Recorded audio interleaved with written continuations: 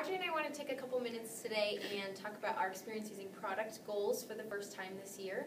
We've now used product goals with two of our major writing assignments with our 7th grade English students and two of our more informal writing assignments.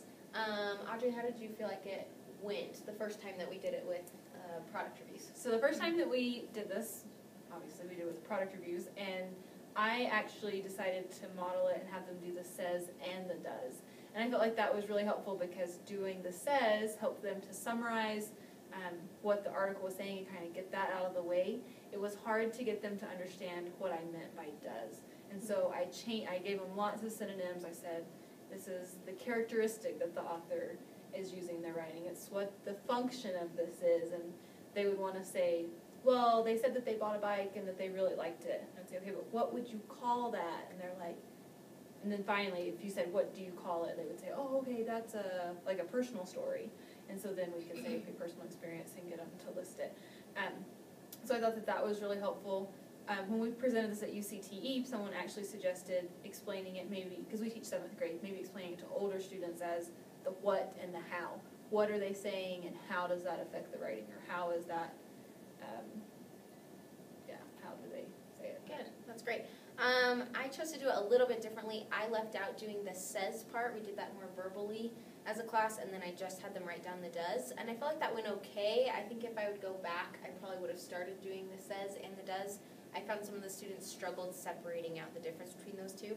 Another thing I found with trying to explain to them what the does means is just lots of modeling. I think as we went through examples together, that really, really helped. And then when I put them in partners to do it, I walked around and individually helped a lot of them as they were trying it out for the first time on their own. And that was also really helpful. And I think something that I've learned since doing it the first time that I've done with later writing assignments is telling them up front, okay, the reason we're doing the says does is to help us create a list of characteristics of what this genre of writing has. So then once they have that in their mind, then they're like, okay, we're just coming up with characteristics of what this has, like a to-do list or a checklist for what we need to have in our writing. So. And as we tried to do that, it was really neat. We just read Freak the Mighty with our 7th graders, and as kind of an ending project, we wanted them to write an obituary for Freak, who dies at the end.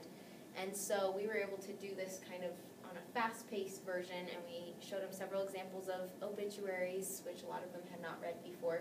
And instead of doing all of the says, does, kind of the long process, we were able to, as a class, quickly come up with some product goals as we read through and looked at the new genre. So it's been a really exciting way to get the students to write in new genres quickly and help them understand what the characteristics are of that genre. And I did the obituary, but I also did public service announcements. And so instead of going through the whole process, like Kristen said, I just gave them Post-it notes and said, okay, we're going to read through some examples for each.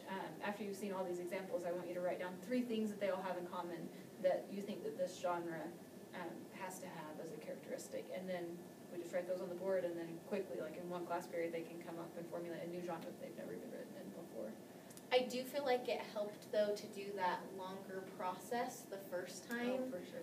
The says, does, and the product goals, because they already kind of have a base for what that is, and so that's then helped us to kind of but now anytime we refer back to that, then it's like, oh yeah, we know how to do that, and we just go to the yeah, for sure. So I'd say one of the biggest benefits of using product goals, I felt like last year when I did writing units, they were very formulaic, especially in terms of organization. I felt like I was telling the students where everything needed to be. And this has been a great way to give them structure and know what they need to include while still giving them freedom of how to organize those ideas, which has been last year I feel like they got lost in the formula. They were so concerned about what sentence number 2 needed to say that they weren't thinking about were they saying it well or was their wording the most effective. But now that, and something when we get later into organizing, we always do with the product goals is, okay, with this list of characteristics, what would come first? What would be some different ways? And then they brainstorm different possible ways of organizing, and so then they have 5 options, and then they pick which one that they like the best or come up with a new one altogether. Yeah, which has been really great. So that's pretty awesome. Product goals have really helped. We like them. You should use them.